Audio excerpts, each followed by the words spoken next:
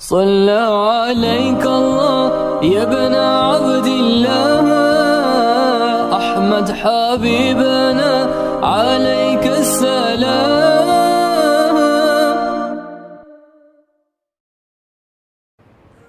اور جناب محمد رسول اللہ صلی اللہ علیہ وسلم نے فرمایا انی لا ادری ما قدر بقائی فیکم، کائنات کے لوگوں میں نہیں جانتا میری زندگی کتنی باقی ہے. فاقتدوا بالذین من بعدی، تم میرے بعد اقتدا کرنا.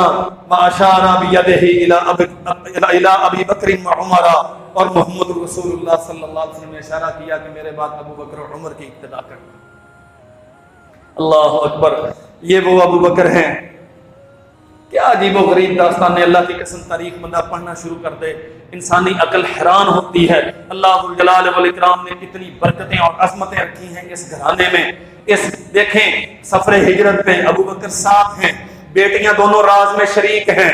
بیٹا پیچھے کھانا پہنچانے جاتا ہے، عامر بن فہیرہ جو غلام ہے وہ بطور رفیق سفر محمد رسول اللہ صلی اللہ علیہ وسلم اور ابو بکر کے ساتھ چل رہا ہے. سارے خاندان کو پتا ہے، شاید مکہ میں اور کسی کو پتا ہے کہ نہیں پتا، لیکن ابو بکر کے سارے گھرانے کو پتا ہے کہ آج کے سفر پہ روانہ ہو. یہ ایک سفر کی داستان ہے.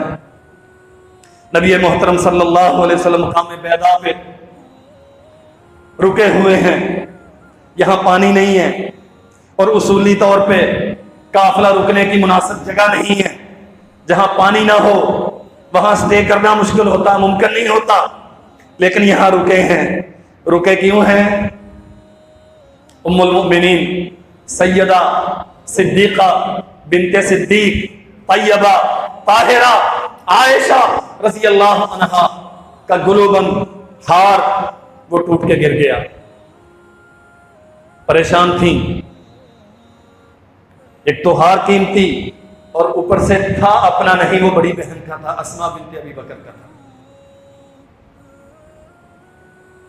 اب لوگ ہار تلاش کر رہے ہیں. اللہ اکبر. نبی محترم صلی اللہ علیہ وسلم، اب دیکھیں احترام. امت کا سب سے بڑا خیر خواہ کون؟ اللہ کے نبی. ان کی پیاس کا احساس، ان کی تکلیف کا احساس، ان کی ضرورتوں کا احساس. لیکن یہاں دنیا کو سمجھایا ہے کہ ابو بکر کے گھرانے سے اگر کوئی اس قسم کا عمل بھی سرزد ہو جائے تو محمد رسول اللہ ان کی تعلیف طلب کے لیے اپنا سفر موقوف کر دیتے. ہار گر گیا سیدہ کا، اصحاب رسول تلاش کر رہے ہیں. نبی کریم صلی اللہ علیہ وسلم نے اپنا اونٹ بٹھا دیا اور سیدہ رضی اللہ عنہا پردے میں تشریف فرما ہے، اور اللہ کے نبی صلی اللہ علیہ وسلم سیدہ رضی اللہ عنہا کے زانوں مبارک پہ سر رکھ کے سو گئے. سورج طلوع ہو گیا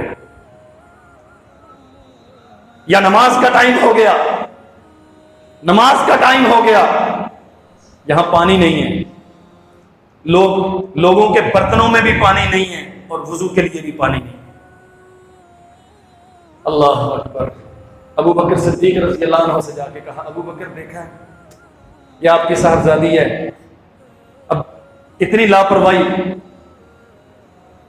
ہار پھینک لیا ہے، گم کر دیا ہے، جس کی وجہ سے سارا قافلہ رکا ہوا ہے، نماز کا ٹائم جا رہا ہے اور وضو کے لیے پانی نہیں ہے. ابو بکر صدیق رضی اللہ عنہ آئے، دیکھا تو نبی کریم صلی اللہ علیہ وسلم صاحبزادی کے زانوں میں مبارک پہ سر رکھ کے سو رہے ہیں. کہتے ہیں یوں چوکا لگایا بیٹی کے، کھرکھا ذرا، ڈانٹا، یہ تو نے کیا طریقہ اپنایا ہے؟ تیری وجہ سے سارا قافلہ رکا ہوا ہے. لیکن اتنا زیادہ نہیں کیا کہ اللہ کے نبی کی آنکھ کھل جائے.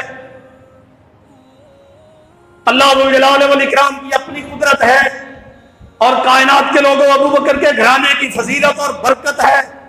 اللہ نے آسمان سے قرآن اتارا، فَإِن لَّمْ تَجِدُوا مَاءً فَتَيَمَّمُوا صَعِيدًا طَيِّبًا. اور کائنات کے لوگوں عائشہ کے ہاتھ گم ہونے کی وجہ سے، پانی پہ پہنچ نہ سکنے کی وجہ سے آج پریشان ہو کہ وضو کس سے کریں گے، نماز کا ٹائم جا رہا ہے. اگر پانی نہ ملے فتیمموا صعیدا طیبا، تو مٹی پاک ہوتی ہے، اس سے تیمم کر کے نماز پڑھ لو۔ جتنا ثواب وضو کے پانی سے ملتا ہے اتنا ہی تیمم کرنے سے ملتا ہے۔ اللہ اکبر۔ سیدنا اسید ابن حضیر رضی اللہ تعالی عنہ، آسمان سے یہ آیات نازل ہوئی، اللہ کے نبی صلی اللہ علیہ وسلم نے ارشاد فرمایا، اللہ نے اس امت کے لیے یہ آسانی کر دی ہے کہ اگر پانی نہ ملے، کوئی جنبی ہو تو اس کے لیے بھی تیمم کافی ہے، کوئی وضو کے لیے محتاج ہو اس کے لیے بھی تیمم کافی ہے۔ فرمایا محمد کریم صلی اللہ علیہ وسلم نے، اللہ نے اجازت دے دی، اگر پانی نہیں ہے تو تیمم کرو۔ اسید بن حضیر کہتے ہیں، ما ہی ابی اول برکاتکم یا آل ابی بکر، اور ابو بکر کے گھر والوں، یہ پہلی برکت نہیں ہے جو اللہ نے تمہاری وجہ سے اس امت کو دی ہے، تمہارے دم قدم سے اللہ نے بڑی برکتیں دی۔ اللہ اکبر۔ نبی محترم صلی اللہ علیہ وسلم نے صحابہ اکرام سے ایک سوال کیا، من اصبح منکم اليوم صائما، اور کائنات کے لوگوں، کوئی تم میں سے ہے جس نے آج روزہ رکھا ہو؟ ایک آدمی کھڑے ہوئے، حضور میں نے رکھا ہے۔ فرمایا من تبع منکم الجنازہ، تو کوئی تم میں سے ایسا ہے، من تبع منکم اليوم جنازۃ، جو آج جنازے کے ساتھ گیا ہو۔ ایک آدمی وہی پھر کھڑا ہوا، حضور میں ہوں، میں گیا ہوں۔ فرمایا من اطعم منکم اليوم مسکینا، تم میں سے کوئی ایسا ہے جس نے آج کسی مسکین کو کھانا کھلایا ہو؟